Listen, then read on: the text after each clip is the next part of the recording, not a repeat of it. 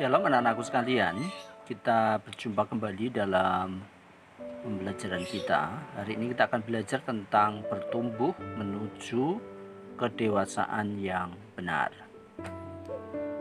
Kita akan lihat tujuan pembelajaran kita. Setelah mengikuti proses pembelajaran, peserta didik diharapkan dapat 1. Menerapkan sikap tanggung jawab atas kedewasaan pribadi kepada Tuhan sebagai ungkapan syukur di dalam doa. 2. Tidak mudah diombang-ambingkan oleh bujuk rayu, oleh ajaran-ajaran yang sesat, baik dari dunia keyakinan agama maupun nilai-nilai masyarakat di masa kini. Yang ketiga, menerapkan sikap sebagai pribadi dewasa dalam pergaulan dengan teman sebaya. Yang keempat, menyebutkan 3 ciri kedewasaan yang benar. Yang kelima, menjelaskan cara-cara menghadapi ajaran-ajaran sesat. Mari kita akan sama-sama berdoa sebelum kita lebih jauh mengikuti kegiatan pembelajaran kita. Bapa di sorga, terima kasih untuk saat ini. Sebentar kami akan mempelajari pembelajaran materi yang kedua. Kami berdoa supaya Tuhan tolong kami agar kami dapat belajar dengan baik dan dapat menangkap kebenaran-kebenaran yang disampaikan melalui pembelajaran ini. Terima kasih Tuhan, terpuji nama-Mu. Dalam nama Tuhan Yesus kami berdoa. Amin.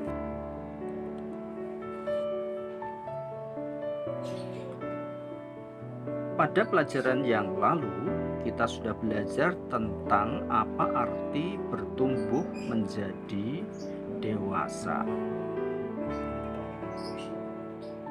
Kalian bisa membaca puisi dari Rudyard Kipling di materi, dan silakan menuliskan karakter apa saja yang tersirat atau yang tersurat dalam puisi Rudyard Kipling tersebut.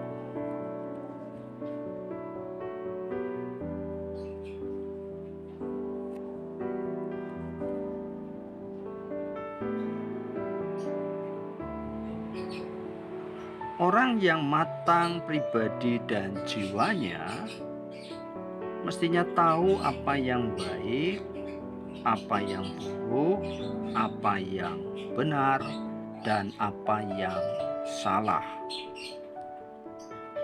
Apakah kita mampu menghadapi hal-hal yang tidak kita harapkan terjadi dalam hidup? Itu menunjukkan proses kedewasaan kita.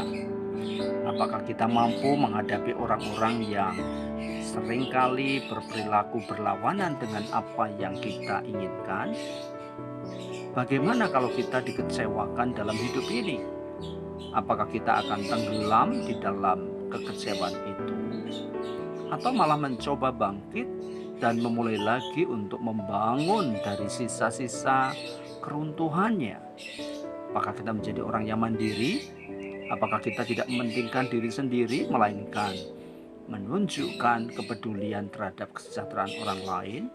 Ini adalah proses-proses penting dalam kita bertumbuh menuju kedewasaan yang benar.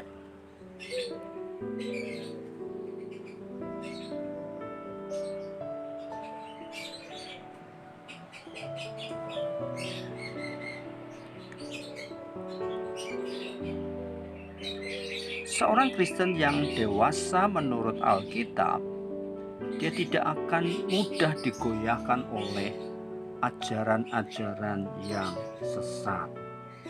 Dalam kitab Efesus pasal 4 ayat 13 sampai 14 mengatakan demikian: mencapai kesatuan iman dan pengetahuan yang benar tentang anak Allah, kedewasaan penuh, dan tingkat pertumbuhan yang sesuai dengan kepenuhan Kristus, sehingga kita bukan lagi anak-anak yang diombang-ambingkan oleh rupa-rupa angin pengajaran, oleh permainan palsu manusia dalam kelicikan mereka yang menyesatkan, tetapi dengan teguh berpegang kepada kebenaran di dalam kasih, kita bertumbuh di dalam segala hal ke arah Dia, Kristus yang adalah kepala.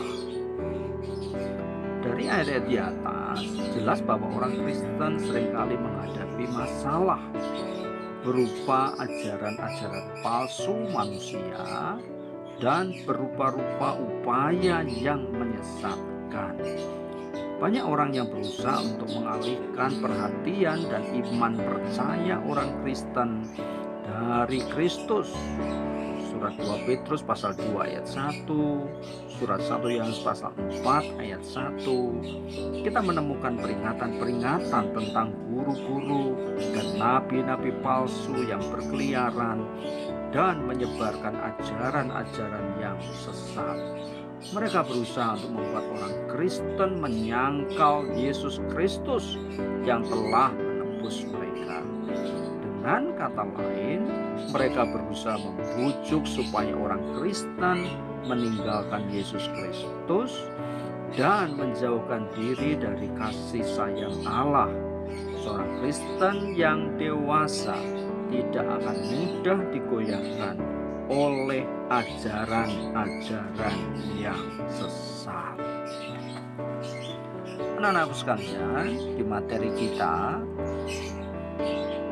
contoh pengajaran yang sesat yang pertama adalah dari kelompok yang menamakan dirinya The Family International atau lebih dikenal dengan Children of God.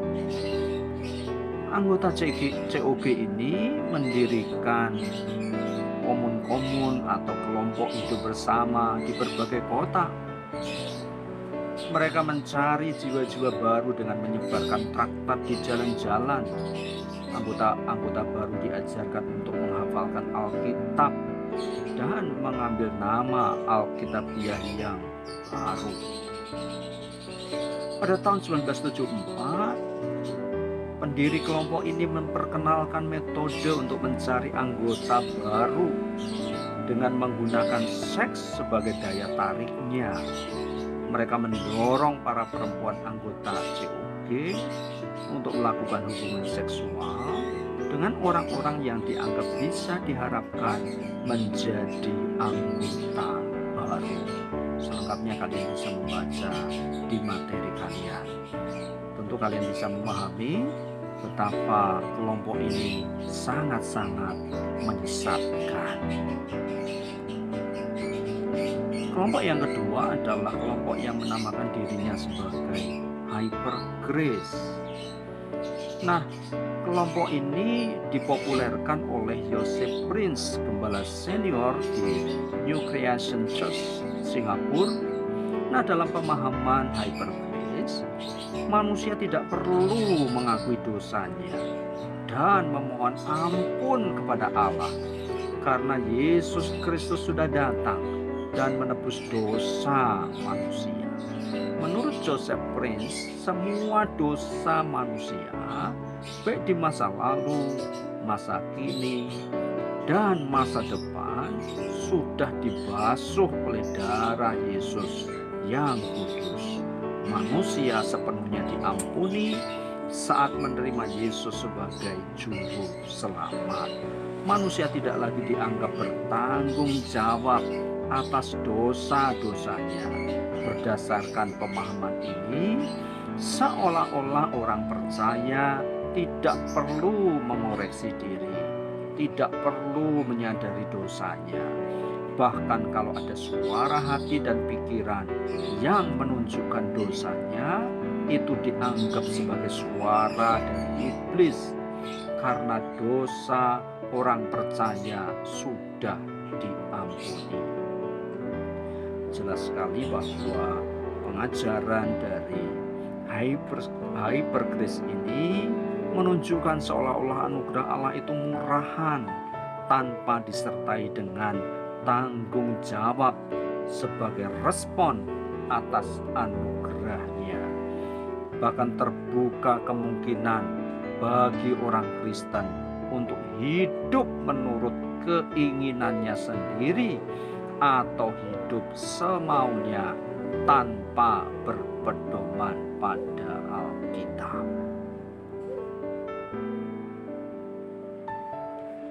Padahal kita memahami bahwa Yesus sendiri mengatakan dalam Injil Matius pasal 16 ayat yang ke-24, setiap orang yang mau mengikut aku, ia harus menyangkal dirinya, memikul salibnya, dan mengikut aku. Kita harus menyangkal diri untuk suatu tujuan. Kita harus menyangkal diri bagi Kristus, bagi kehendaknya dan kemuliaannya. Ini syarat-syarat untuk mengikuti Yesus. Yang pertama adalah menyangkal diri. Menyangkal diri bisa dipahami sebagai penolakan terhadap keinginan diri sendiri ketika keinginan itu bertentangan dengan kehendak Allah. Nanti kalian bisa memberi contoh, ya, contoh kehidupan menyangkal diri atau peristiwa dalam hidup ketika kita sedang menyangkal diri, ya, menolak keinginan atau suatu tindakan ketika tindakan itu bertentangan dengan kehendak Allah. Syarat yang kedua adalah memikul salib. Memikul salib itu artinya kita rela menderita untuk Tuhan. Ya, kadang ada penderitaan-penderitaan yang diizinkan Tuhan terjadi dalam hidup kita. Atau bahkan kita menderita karena kita hidup dengan benar sebagai orang Kristen. Kalian mungkin di lingkungannya tinggal sendirian. Terkadang kita dicaci, dimaki orang lain, dihina orang lain. Nah, itu artinya kita memikul salib ketika kita rela menderita untuk Tuhan. Yang ketiga tentu adalah mengikut Yesus. Arti mengikut Yesus itu mengikuti teladan Yesus. Kemanapun Yesus pergi kita mengikuti. Ya, artinya mengikuti teladan yang diberikan oleh Yesus. Ada banyak hal yang diteladankan oleh Yesus kepada kita. Bagaimana Yesus menjadi orang yang rendah hati. Yesus mengasihi semua orang. Yesus peduli terhadap penderitaan orang lain. Nah, hal-hal itulah yang harus kita teladani dalam kehidupan kita.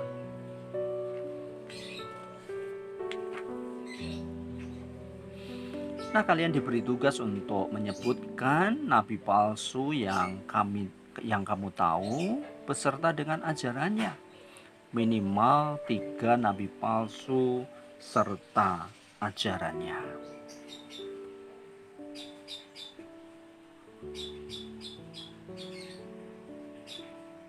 Nah, kita akan belajar tentang iklan.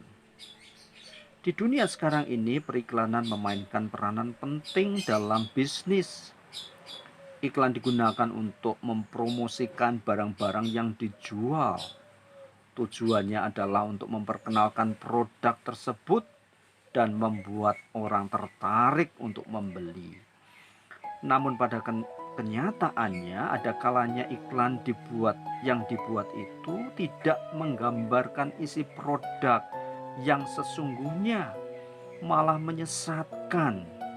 Apa yang dijanjikan oleh iklan itu lebih tepat digambarkan sebagai janji-janji palsu. Misalnya kaum perempuan yang dianjurkan untuk membeli sejenis krim tertentu untuk membuat kulit wajahnya menjadi putih. Kadang-kadang krim itu malah mengandung bahan-bahan yang berbahaya yang bisa menyebabkan kanker kulit. Nah, ajaran palsu apa yang ada di dalam iklan secara umum? Dalam iklan-iklan ditampilkan bahwa ukuran sukses seseorang adalah ketika seseorang itu menjadi kaya. Ya, tentu hal ini sangat-sangat menyesatkan, ya. Semakin banyak orang yang percaya bahwa sukses dapat dicapai dengan jalan pintas, ya, tidak perlu proses. Ini juga hal-hal yang uh, merupakan ajaran palsu dari iklan-iklan. Nah, anak-anakku sekalian, kita mesti hati-hati dengan hal-hal seperti itu. Ya, sukses harus diraih dengan kerja keras. Sementara dalam iklan, ya, untuk sukses diraih dengan jalan pintas. Dan seringkali kesuksesan itu diidentikan dengan kekayaan, terkenal, punya jabatan yang tinggi. Ya. Nah, di dunia pendidikan mungkin kalian juga ada yang berpikir bahwa sukses menjadi seorang murid semata-mata kalau memiliki nilai yang bagus. Memang senang punya nilai yang bagus, tapi kalian harus meraihnya tidak dengan jalan pintas, tetapi dengan belajar yang sungguh-sungguh. Tidak boleh dengan cara-cara yang salah. Ya, sebagai anak-anak Tuhan, kalian harus meraih keberhasilan dengan cara yang benar.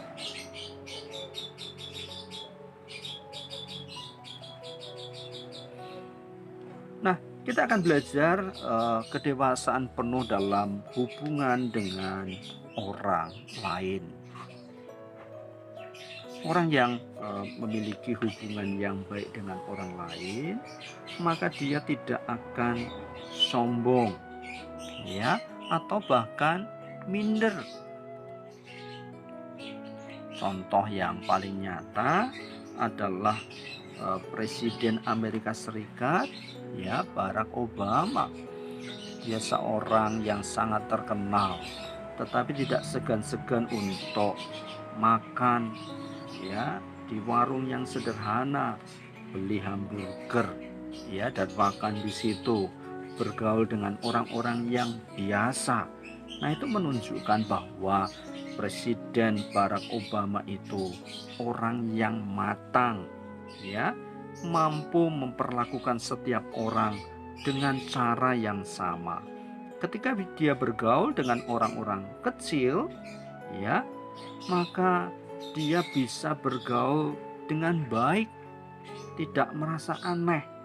Nah, inilah yang harus kita lakukan dalam hidup kita, dalam berhubungan dengan siapapun. Maka jangan sombong, tapi juga jangan minder. Kita harus bersikap biasa saja terhadap semua orang.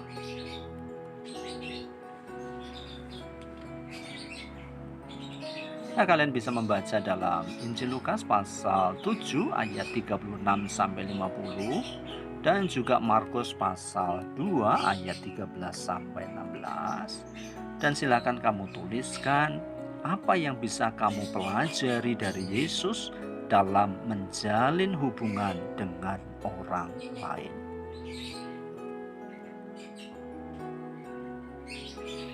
Nah, di penghujung materi kita, kalian bisa membuat rencana hidup, hal-hal apa saja yang bisa kamu lakukan untuk bertumbuh menuju kedewasaan yang benar.